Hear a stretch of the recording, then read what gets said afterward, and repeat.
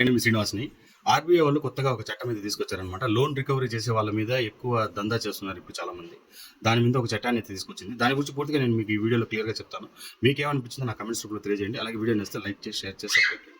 RBI Bharat reserve bank 2025-26లో ప్రతిపాదించిన కొత్త loan recovery నిబంధనలు ప్రభుత్వం తీసుకొచ్చిన కొత్త రెవెన్యూ ఆర్ఓఆర్ చట్టం తీసుకొచ్చింది. సమయ పరిమితి: రికవరీ ఏజెంట్లు ఉదయం 8 గంటల నుండి రాత్రి 7 గంటల మధ్య మాత్రమే ఫోన్ చేయాలి లేదా ఇంటికి వెళ్ళాలి.